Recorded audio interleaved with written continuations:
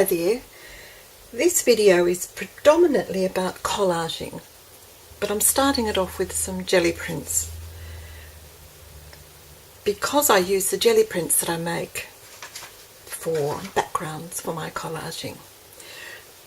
I've been pretty hopeless at collaging. You know, I sort of have all these funny things in my head. I don't collect magazines, I don't see magazines, I don't get free magazines through the post, all of that stuff. But then suddenly, through following a couple of YouTube and Facebook collage experts, Joanne at Crafty Hodges and Carla at Caged Fish, I've been practicing, and as we all know, practice makes perfect, and you can just, I'm nowhere near perfect yet, but at least I can enjoy making collages now, and I've been having a lot of fun. I love Crafty Hodges quirky characters, and that's sort of predominantly what I've been doing, to try and get myself a few skills in that area. Because I needed backgrounds that were fairly plain, I like doing jelly prints, and I've melted and remade my jelly plate. It's a homemade one, so I just put it in the pot and warmed it up and reset it in a different shape. So instead of having a wonky square that had a dip in the middle, I've now got a neat flat rectangle. So I've been enjoying doing some more jelly prints. I saw an idea, and I don't know where it was, for making washi ones. Instead of making ones like this that have got, you know, strong colours and using stencils and things to make patterns, just making fairly watery. There's a lot more water than paint on these, and it's got advantages in that it gives you a neat, fairly neutral background that's got a bit of textural interest. You can see where it's sort of this dendritic sort of effect where the paper's lifted, the colour mixing, those sorts of things. So I've been making a few of these washy, watery ones, just tiny little bits of paint, a lot of water, and taking a few prints. As well as, of course, making more of the more colourful, more exciting, more definite ones. One thing I learnt from Crafty Hodges was to photocopy. It just was a light bulb moment. I hadn't thought of that before, because if you photocopy, you can add more colour, you can stamp, you can do all sorts of things much more easily. And if you're doing collage, that's kind of an important factor. So now when I've got my collection of jelly prints, the ones I want, I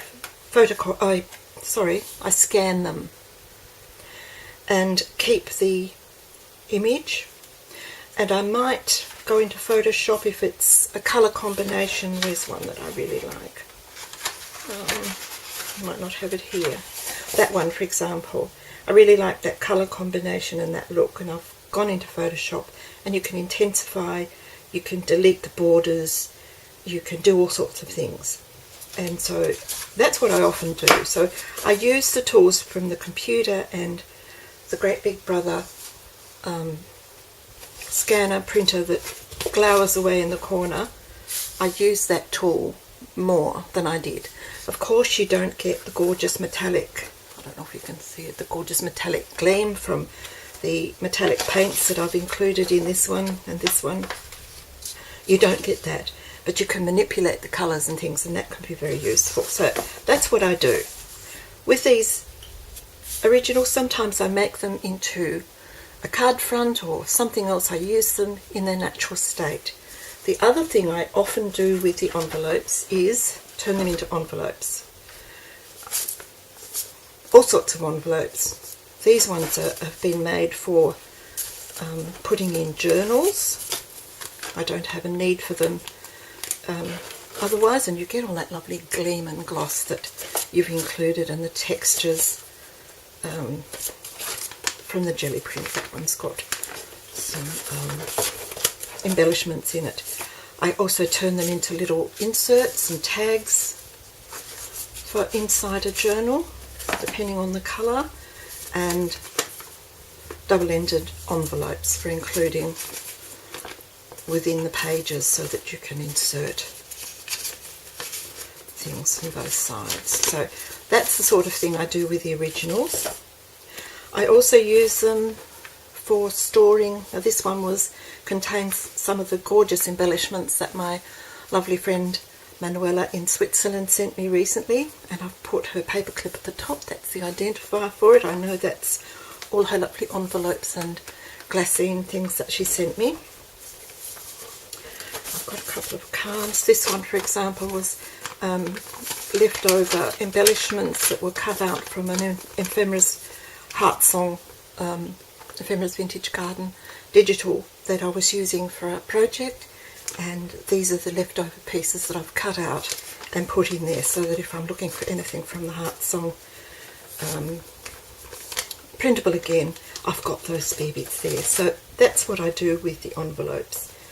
These ones I've turned into proper envelopes for sending cards. So that's one that I can just hand out. It doesn't have any address label, or I could add an address label if I wanted to. Lovely texture. If I put an address label onto this with the texture, I would absolutely use wet glue, maybe as well as tape, to be sure that it stays there. Here's another one that I've set up. This one already has an address label, so I can handwrite on that, and a little return address label on the flap. So that one's good to go if I wanted to post it. So that's it with the originals. That's what I do if I'm not using them for other things. Just to take you through the process a little, this is the original. This is a nice wishy-washy background jelly print that I've made. Scanned it into my computer and printed it out. So this is a completely smooth. I've gotten rid of a bit of that border, made it just a little bit bigger. You can see the blues are slightly more intensified, and the greens and the yellows, the colours are a little brighter. So I've fiddled with it in Photoshop and intensified it, printed it out, and then glued on these little flowers from another scrappy piece of jelly print that didn't make it into the scanner. Just cut them up into flower shapes and then stitched them on using my sewing machine, which in hindsight I probably wouldn't do again for cards because it was a little bit fiddly, but I enjoyed doing it, and it was just an experiment. And depending on the size of the piece, how you're going to use it, if I just left it like that and used it, then it probably would have been alright because the black stitching would have shown enough. However, when I looked at it, I thought, no, it's not intense enough. So I scanned that one as well and saved it. And produced this. You can see this is flat. It doesn't have the flappy bits anymore. It's been scanned and printed. I've intensified the colour even more. You can see it's brighter. These are all a little darker and brighter than they were in the original. And then to emphasise the blackness, all I did was grab my something, might have been the Pitt pen, or it might have been a Posca, I'm not sure, and just scribbled very roughly, did a border with a thicker pen, that was the Posca I think, and then with the finer one just scribbled very, very roughly, accentuated the lines that were already there from the sewing, went round the leaves and scanned that. So the original was scanned, the first attempt was scanned, and then the scribbled on one was scanned. And what a difference printing it out onto shiny photo paper, glossy photo paper. Again, it brightens the colours beautifully, gives it all a bit of a cohesion. It's still scrappy enough to look handmade, and that turns into 4 fabulous card fronts. All I need to do is trim them out and attach them to a card, which is another thing that I do with my collage is make cards. And this little box, which is the base of it, is I think 3 centimetres deep. And I'll just quickly show you, they're quite a snug fit, so there's the box. I've used it on the front and also as a liner, and because it's a snug fit, I just put the little bit of ribbon in there. Now there's one that was a very nasty little piece of text that I had. You can probably get more of an idea from this one because it's less emphasised the colour. Just added a couple of fish from my Graphics Fairy collection and printed that out onto plain cardstock. So that's that one. This little one I printed out onto glossy, and again you can see it emphasises the colours beautifully and just looks brighter. This was a little postcard that I made for one of my grandsons. That's the original. It's textured, it's got all those layers added to it, and there it is, saved and printed out. I think I've actually cut the border a bit more off that one, so you can't actually see the edges. But again, it emphasises the colour and makes a cute little card. You can see I've added a postcard back to those ones. This one, oh, that's another one of the first ones I did following Crafty Hodges instructions. I went in and ordered a couple of the digital kits that she uses for her first sort of, if you haven't got magazines and other sources of supply, I used some of those cutouts. It's pretty much straightforward. Found some words, used that. The feet I did find on, I didn't have any boys' feet, and I find a lot of the digital kits are female legs and feet, and so I went through and just googled images of men's legs in jeans and sneakers, and a lot of them are adverts for the shoes in particular, and quite often they're sort of sideways images, but you can find a quite amazing amount. I did the same with hands too. That one is one I did for one of the caged fish challenges. Again, it's got the Gelprint background and the fish from Graphics Fairy just superimposed over the background. That one I'll leave because that's a different thing. That's another caged fish. When I do these, of course, they're bulky and thick and a little bent and difficult to use, but I'm just using Carla's lovely challenges. She challenges to add text or washi tape or stenciling or something, and so a different process to Crafty Hodges, but one that I've learnt a lot from. It's the combinations and the colours. That's another of the caged fish. There's another one. And another. I like that one. I like the colours. It still looks quite homemade and textured. Torn papers, music paper. It's got a little bit of text on there, some stamping, cute little bird. You can see all of those details, but it makes a nice little card. Oh, there's that one again. That's the one I showed you. And that is that nasty dark blue one. Again, the difference between the glossy, and you might not be able to tell on the video, but to me this is so much brighter and more vibrant than this, which is just printed onto plain cardstock. And that one I actually added some text in Photoshop just to see if I could. That one was just Almut Olsen sent me a lovely rub-on, which I hadn't seen such lovely big rub-ons before. I really haven't used them, but I had this gorgeous little bit of sprayed background, and so I put it on just because I could.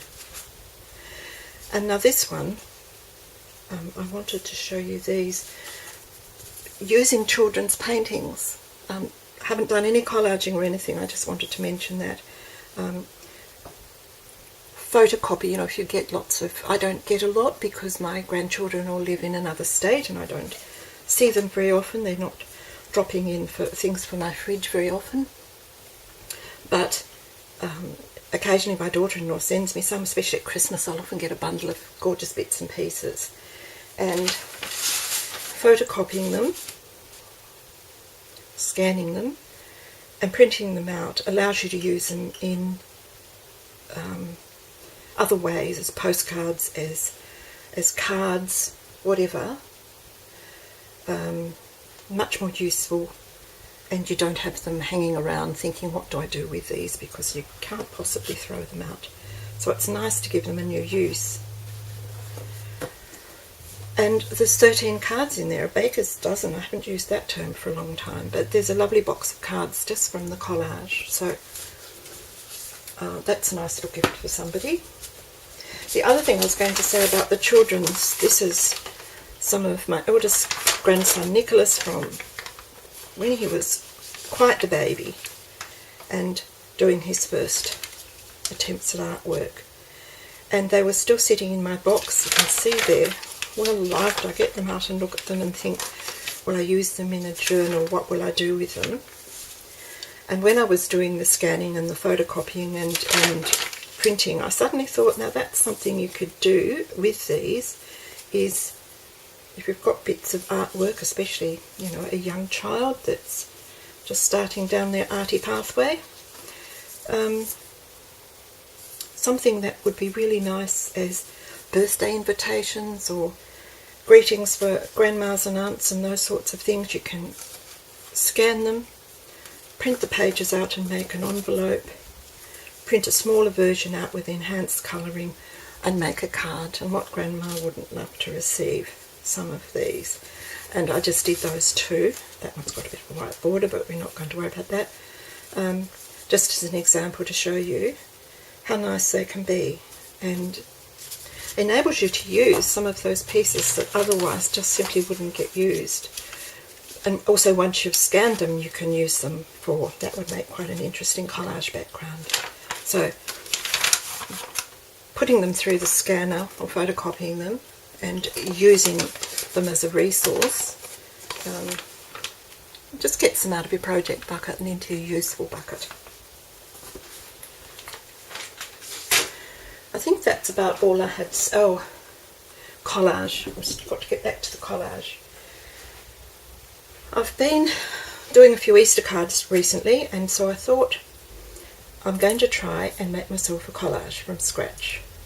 And every time I watch one of Crafty Hodges or Carla's videos, which I don't watch a lot of these days, I suddenly get inspiration. Every time I watch them I think, that's a good idea. The photocopying was certainly from Crafty Hodges. But then when I watched the last ones, I thought, you know, you don't need to Google images of hands and legs and bits and pieces. You can use stamps and die cuts. These leaves are stamps and die cuts. The little crown is I think a Tim Holtz die. Those sorts of things. Use what you've got. You don't have to find other things. The wings I cut out of my daughter gave me a lovely collage book that she found somewhere. I think it was free or discounted, and there's so much wonderful colour and imagery in it. So I've cut the wings from a page in that. I copied the egg because I wanted an Easter egg. I copied the egg from I think it was just a Google site, printed it out. One of the things that I found is, and this was from Crafty Hodges, was always use sticky tape, plain sticky tape, or removable tape, whichever's easiest. I might use the removable because that's a bit, don't like that little cutter.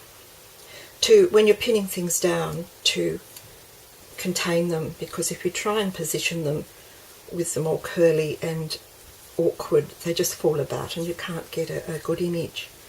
Now I was going to use the egg for the body and the feet in their jeans because I thought this might be a good card to send my grandsons. So I'm going to use the repositionable tape. This is one of my backgrounds just printed out. Might be a bit. Just got to get things in the right position and fiddle with them until they're correct for you. So I've just printed that out as a, I think it was a 5x7 rectangle.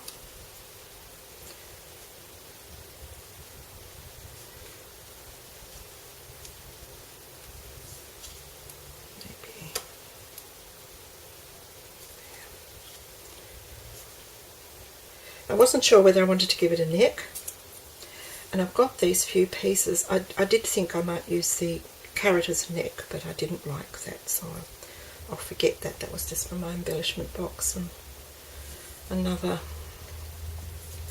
just left over from something.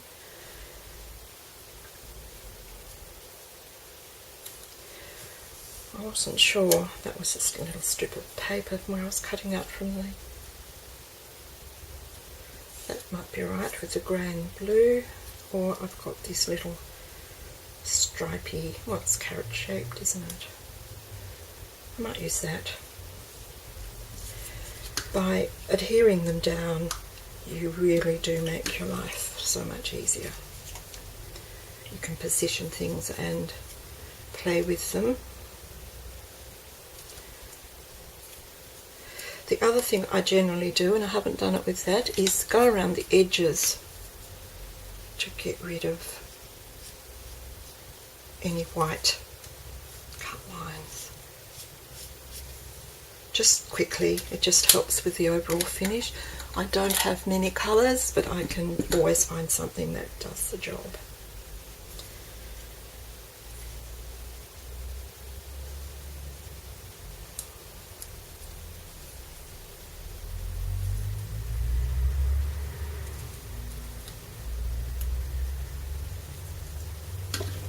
Snip the point off that.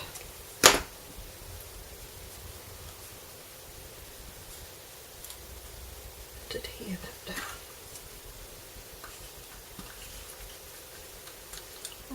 Maybe not. Doesn't want to do it. Let's try on here. That's better.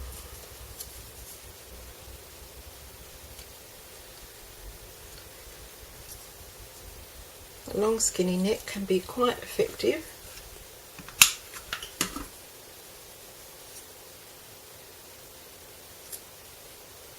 In making things look pretty quirky. And you can see when I cut these leaves out, I leave a little tag because you do need to be able to anchor things. That's got the length about right. Now I've got these cute little wings, so I'm not sure quite where I want those. Maybe from the base of the neck. And some hands, and again these were children's hands that I have to work out. The thumb goes up when the hands are spread out. I googled children's hands and just printed them out. That one's got a little bit of white on it, but we won't.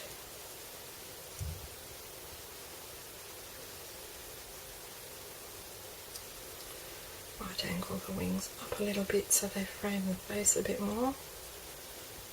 Okay, it looks better.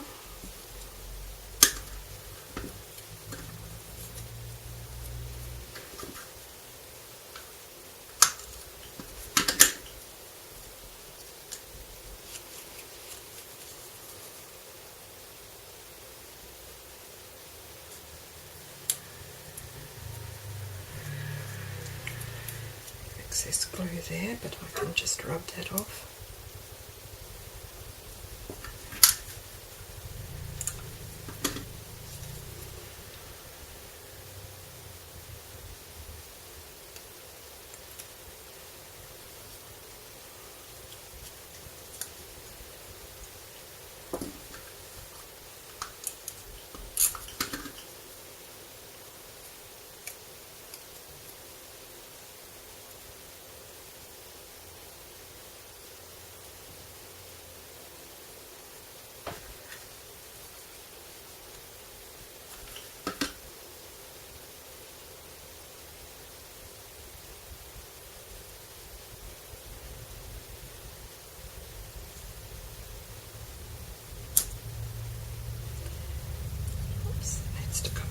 to match the other.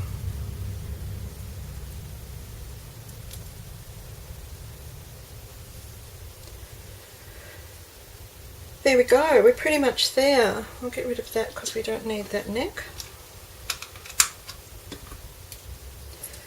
I did think that maybe the carrot could be used as a top knot or as a little bow sort of thing, but I think not. I've got this little bow which I might just put there, just a little tiny text bow, and I've got the gold crown which I thought brought in that linty look, but I don't think I will. I think I'll just leave it at that with the crown, with the little, sorry, the little bow added. Now that's a textured bow. I might even just make these a little shorter than I have.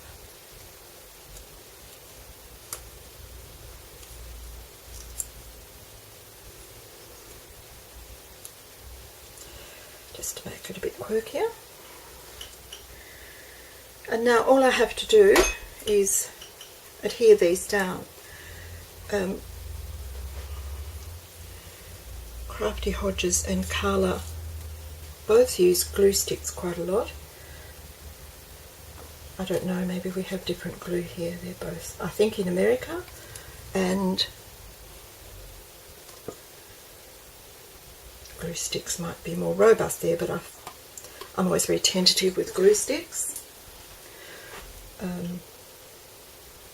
The ones that I find that I've got available to me here, I'm never quite sure of their stickability. Now this, although it would be fine for this because I don't intend using this in its dimensional state, I'm going to scan it and print it out on photo paper in order to use it. So in actual fact the glue stick would probably be quite sufficient.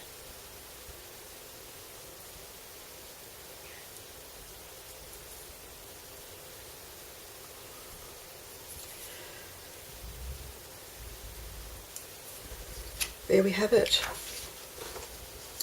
That's the little Easter Bunny sort of collage. It's not terribly cute, it's not original, it's not really anything, but it's done. Once that's dry, I might add a little bit of highlighting, I'm not sure, and then I'll scan it and print it out on a piece of photo paper, and I'll be back to show you what that looks like. See you in a minute or two. Okay, I'm back. I have scanned my collage image into the computer. I've opened it in Photoshop and brightened it a little. This time I lightened it. Usually I darken the colours, but this time I lightened it a little and trimmed it out so we don't have this big border, we just have the image now. When I go into my Epson printer and print this out onto shiny, onto glossy photo paper, this is what I get. So this is the plain one without any text, and this is it with a little bit of text already put on in Photoshop. Of course you don't need to do that, you can just add a little sentiment panel, that sort of thing. In hindsight I should have taken a bit more time perhaps to put a border around them, because the border really does enhance them. And what I might do is go back into this and perhaps draw some little squiggly lines with Posca pen or something and do a black and white border. I might use a bit of washi tape, who knows, but the border really does enhance it. As I'm going to make these into cards, and I print this out, it's very economical to print them out in 4s, so I did 2 with text and 2 without, so I can put my own sentiment on these. And for this, where I'm doing a bit of a mass production to save my Nina Solar White or some of the more expensive papers, I buy these gift card sets at a local shipload store, which is just a reject shop sort of thing, and sometimes the colour is enough, the contrast is enough, but I might use a bit of washi tape, or I might even add some colour by using another sheet of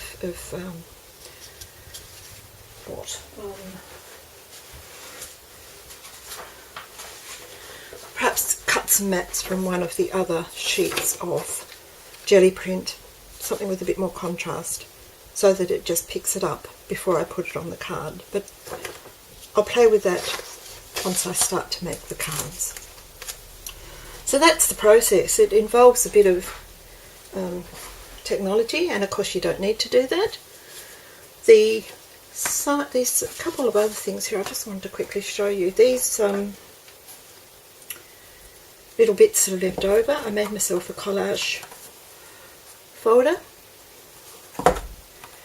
and in here I've got a pocket there for putting bits that I'm working on, and in here I've just got a little binder clip. Actually, that's the first one, that's the one I want. And I found these little tiny lunch bags have got quite a heavily reinforced top so they don't tear when you punch holes in them. And I'll just keep those little snippets that were left over in there for next time or another time. And I find this little organiser works perfectly well because I can just pop bits into the various pockets and just get them out as I want them. So that works pretty well.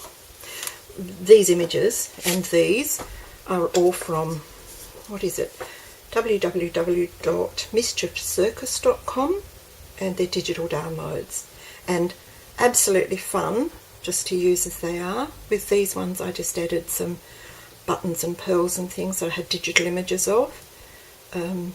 A little flower on that one, a little bow.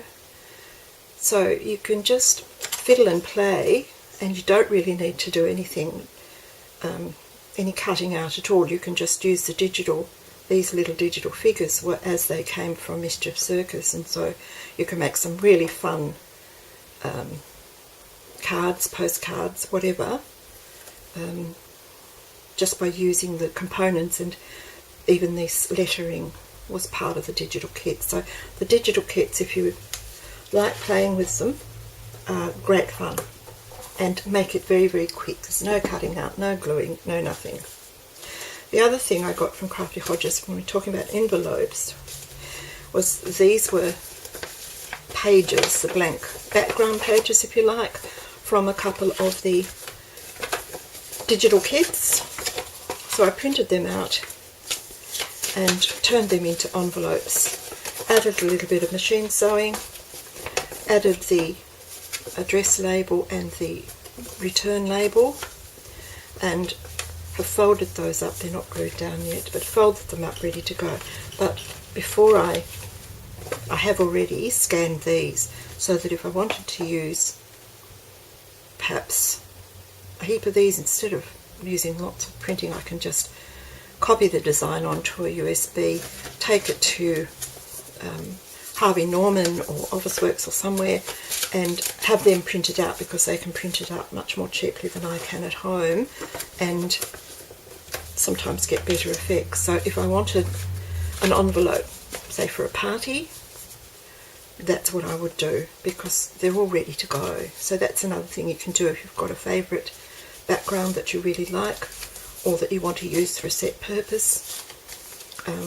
Just scan it once it's ready to go before you fold it up, and you've always got it there to use then in your file. Here's another one. I was just playing with using up an original piece and using the envelope punch board, which I haven't got with me because it's actually failed. It stopped chomping. I have to get a new one. It's on order. It just hasn't arrived yet. This was a single A4 piece of paper, and I think it might have been an 8-inch square that I needed for the envelope. The piece that I cut off, the A4 sheet is this section here. I just lost a little bit off the bottom of it.